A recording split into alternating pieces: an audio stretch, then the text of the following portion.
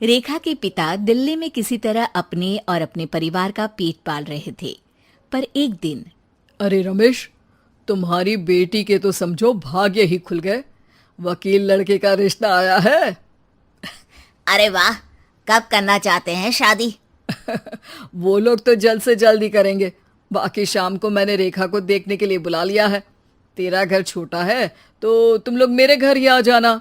राकेश और उसकी बीवी सारी तैयारी के साथ रोहित और रेखा की शादी कर देते हैं।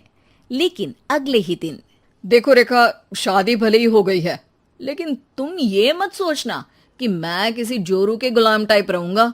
रेखा को रोहित की बात अजीब लगती है। मैं ये तो सोच भी नहीं सकती और ना ही चाहती हूँ, लेकिन शादी के अगले ही दिन इस तरह की बात की उम्मीद भी नहीं थी। रोहित रेखा के मुंह से ये बात सुनकर गुस्सा हो जाता है। अरे, काफी जबान भी चला लेती हो। माँ ने सिखाया नहीं कि पति से कैसे बात करते हैं? रेखा अब चुप रहने में ही भलाई समझती है। रेखा, जल्दी से नाश्ता तैयार कर लो। आज पहला दिन है, सारे काम तुम्हें समझा दूंगी। ये नौकरानी है जो तुम्हें बता देगी कि कैसे कैसे क्या करना है। फिर इसकी कल से छुट्टी है। रेखा भी ससुराल में जी जान लगाकर काम करने लगती है। खाली समय मिलता तो पति के वकालत की किताब उठाकर पढ़ने लगती। ये क्या, जब देखो तब पढ़ती रहती है। अच्छा सुन, कल पिता के घर से 20,000 रुपये लेकर आना। मेरे छोटे बेटे की फीस भरनी है। लेकिन पापा क्यों भरेंगे उसकी फीस? अरे वाह जी वाह, पापा क्यों भरेंगे? तो ये बता, हम क्यों रखेंगे तुझे यहाँ? क्यों खाना देंगे फ्री में? अरे, क्योंकि मैं बहू हूँ इस घर की। तभी वहाँ रोहित आ जाता है। अरे वाह, बड़ी जबान चला रही हो। चुपचाप माँ जो कह रही है वैसा कर, वरना सामान उठा और जा अपनी झोपड़ी में। बेचारी रेखा क्या करती, पिता के घर जाती है, उनको सारा हाल बताती है। पिता भी जैसे तैसे पैसों का इंतजाम कर बेटी को ससुराल के लिए विदा करते हैं। देखा, अब कहाँ से आए पैसे? अरे बहुत माल है तुम लोगों के पास, बस सीधी उंगली से निकालते नहीं। नहीं नहीं माँ, पापा ने अपनी मोटरसाइकिल बेचकर पैसों का इंतजाम किया है। पता नहीं अब वो ऑफिस कैसे जाएंगे। अरे वाह भाई, ये भी हम सोचे। खैर, जैसे तैसे दिन बीतते हैं।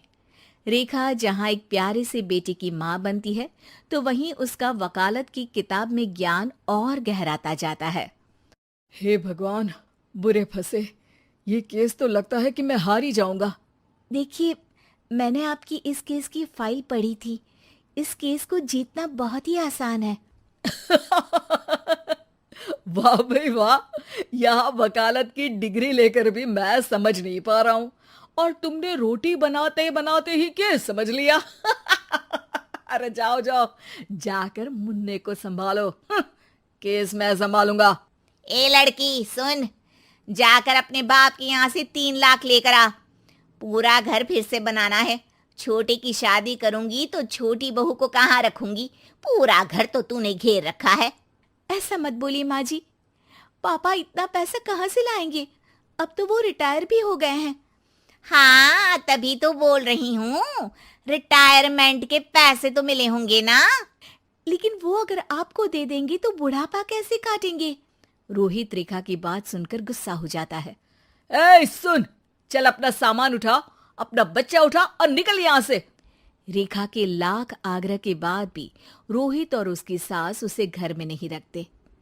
पापा, मैं तलाक चाहती हूँ। बेटा, मेरे पास वकील के पैसे नहीं है। पापा, आप मुझे वकालत करवा दीजिए। अपना केस मैं खुद लड़ूंगी। इस बार रेखा के पिता भी उसे ससुराल ना भेजकर रिटायरमेंट के पैसों से वकालत करवाते हैं। और फिर एक दिन कोर्ट के बाहर, रोहित, आज तुम अपना ही केस हार गए, वो भी उस लड़की से जिसकी तुमने कभी कदर ही नहीं की। रेखा, मुझे माफ कर दो। मैं इतनी बड़ी अमाउंट कहाँ से लाऊंगा? मैं हर महीने पैसे नहीं दे सकता तुमको। पैसे वहीं से लाना जहाँ से तुम मेरे पापा को लाने के लिए मजबूर करते थे। एक पिता अपनी बेटी की शादी उसकी खुशहाली के लिए करता है, ना कि सारी जिंदगी कर्जदार बनने के लिए। अरे, मेरे ही बेटे की किताब पढ़ पढ़ कर ज्ञान बांट रही हो। वकालत की किताब तो ससुराल में ही पड़ी थी ना। बिल्कुल, यहाँ मेरी गलती रही। जिस पैसे से मैंने इसकी शादी की थी, मुझे वो पैसे पहले इसकी पढ़ाई में लगाना चाहिए था।